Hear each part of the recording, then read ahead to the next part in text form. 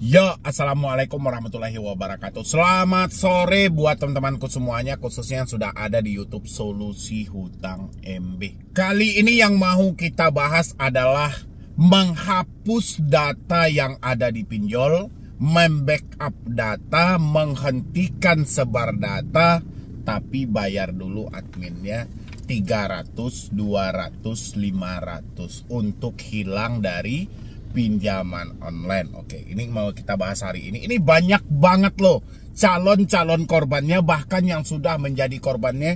Ini banyak banget dari TikTok, di Instagram. Ini bergulir setiap hari dengan banyaknya keraguan-keraguan yang dimunculkan dalam pemikiran mereka. Wih, ini kayaknya benar ya, boleh ya kita coba dan bla bla bla segala macam. Tapi sebelumnya silahkan buat teman-teman semuanya disupport dulu channel ini, didukung dulu channel ini. Mudah-mudahan dengan supportan dan dukungan Anda, channel ini bisa berkembang lagi dan pastinya bisa memberikan motivasi dan edukasi. Dan yang mau bergabung di dalam grup WhatsApp, silahkan tinggal klik tombol gabung yang ada di bawah nama channel. Silahkan. Jasa hapus data, menghilang dari pinjol, hutang lunas ya. Tapi bayar dulu di awal 200.000. Habis itu bayar dulu nih di awal berapa lagi ya? 20% dari hutang Anda yang ada. Contoh hutang Anda ada 1 juta, 20% berarti Anda bayar 200.000. Kalau ada hutang Anda 10 juta, Anda bayar berarti 2 juta. Kalau ada hutang Anda 20 juta, berarti Anda bayar 4 juta. Tergiur nggak dengan hal-hal itu? Ada nggak yang Anda jumpai di TikTok? Ini banyak loh yang laporin ke saya ke Instagram. Ya, ini baru sekelas jasa yang ditawarkan, menghapus data, menghilang dari pinjol. Oke, soal menghapus data dulu kita bahas ya. Kalau memang ini buat teman-teman semuanya, sebenarnya ini sudah sering banget ya. Kalau memang ada orang yang bisa menghapus data di pinjol, menghilang dari pinjol selamanya dengan data dia tidak ada sama pinjol, ngapain dia harus bantu-bantu Anda? Bikin capek-capek aja kan? Dia kan mempunyai skill, dia kan mempunyai ilmu. Ngapain dia bantu-bantu Anda? Emang Anda lihat para hacker itu ada bantu-bantu orang lain? Enggak, dia jebol buat diri dia sendiri. Dia lakukan penelitian dan segala macam, ya sudah diambil buat diri dia sendiri. Sekarang ada orang yang menawarkan jasa hapus data. Ya jelasnya bukan jasa hapus data yang ditawarkan, tapi jasa mengelabui diri Anda. Ya, karena dia tahu Anda sangat tertarik dengan jasa hapus data, dia iming-imingkanlah itu. Untuk apa? Supaya duit Anda pindah ke mereka.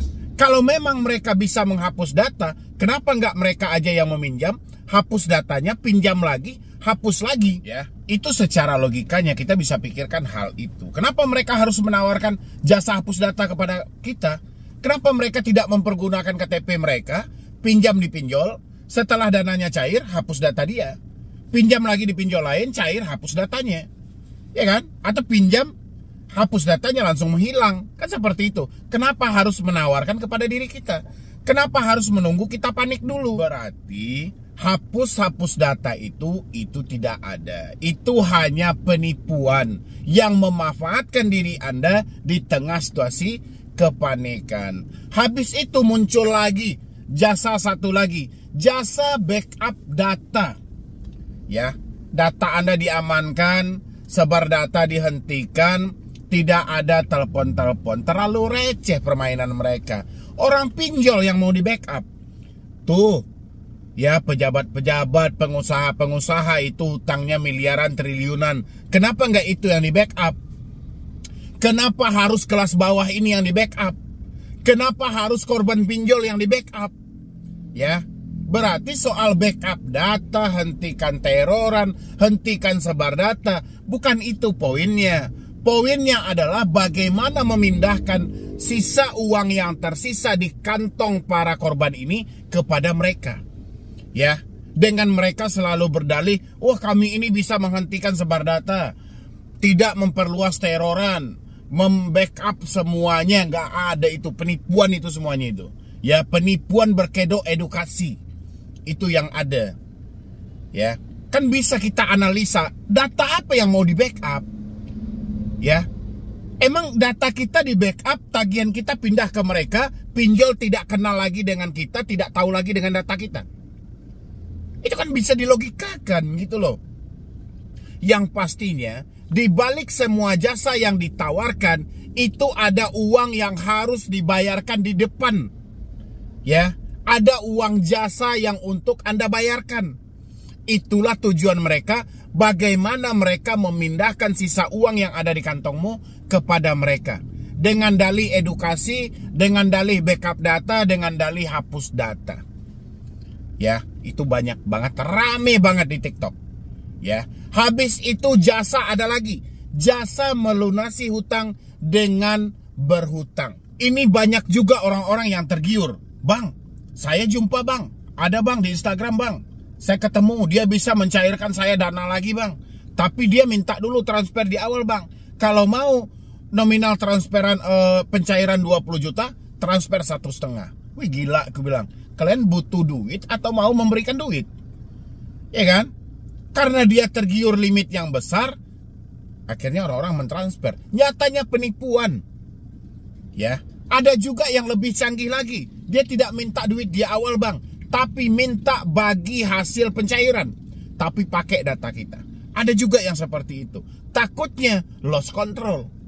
Ya, kata mereka pinjol ilegal, yang mereka jebol pinjol legal. Yang bermasalah diri kita. Kata mereka kita backup nih. Ya, kita kasih data-data fake. Data fake-nya itu bukan berarti palsu, tapi data orang lain. Data ini di rolling. Ya, si A menggunakan jasa mereka, si B menggunakan jasa mereka. Antara data si A dan si B di rolling. Ya, cuman itu permainan mereka. Yang jelas itu adalah rombongan perampok online. Ini lebih kejam lagi nih. Ya, hati-hati buat teman-teman semuanya. Karena mereka selalu berpijak pada keputusan atau informasi dari Bapak Mahfud MD. Bapak Mahfud menyampaikan pinjol ilegal tidak usah dibayar apapun alasannya. Sehingga mereka memanfaatkan statement itu, menjadikan ini aji mumpung dan mereka jebol pinjol-pinjol ilegal. Tapi yang terjadi, yang mereka jebol bukan ilegal saja, tapi juga legal. Ya, dan mereka tidak paham. Mereka beranggapan pinjol legal ini memang benar-benar real, meminjamkan uang kepada orang-orang. Padahal pinjol ilegal ini tujuan mereka menambang data masyarakat Indonesia. Itu tujuannya. Tapi para perampok online tidak peduli sama sekali. Karena data yang dia pakai bukan data mereka, tapi data Anda yang menawarkan diri untuk mempergunakan jasa mereka.